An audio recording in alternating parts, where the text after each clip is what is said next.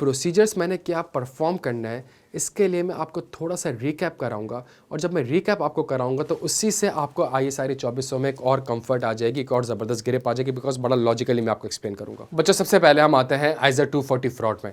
ISR 240 fraud के आपके पास ये स्मार्ट हैंडआउट्स हैं, सही है, जिसमें हम फ्रॉड के अगेंस्ट मैनेजमेंट से इंक्वायरी करते थे, दोस्त जावेद गवर्नेंस से इंक्वायरी करते थे, फिर हम रिस्क आइडेंटिफाई करते थे।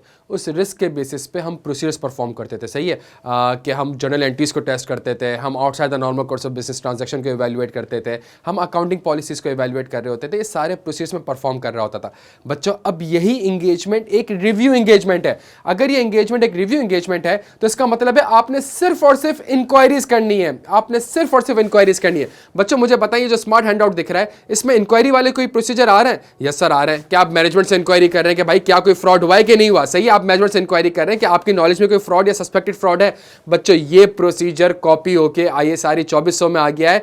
और इसके अलावा जो प्रोसीजर्स लिखे हुए हैं ये आपने नहीं परफॉर्म करना है। आपने जेई टेस्टिंग नहीं करनी, जर्नल एंट्रीज को टेस्ट नहीं करना। हाँ, जर्नल एंट्री से रिलेटेड आपने इंक्वायरी करनी है कि क्या कोई सिग्निफिकेंट जर्नल एंट्रीज आपने पास करी हैं, क्या कोई अदर एडजस्टमेंट आपने पास करी है। आपने ये प्रोसीजर परफॉर्म करना है।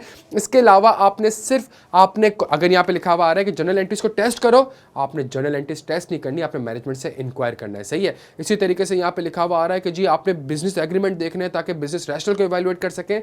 ये सारे प्रोसीजर आप बिकॉज अगर ये सारे प्रोसीजर आप परफॉर्म करेंगे तो ऑडिट ही हो जाएगा ना, और रीजनेबल एश्योरेंस हो जाएगा। आपके प्रोसीजर्स प्राइमरीली लिमिटेड है इंक्वायरी एंड एनालिटिकल प्रोसीजर।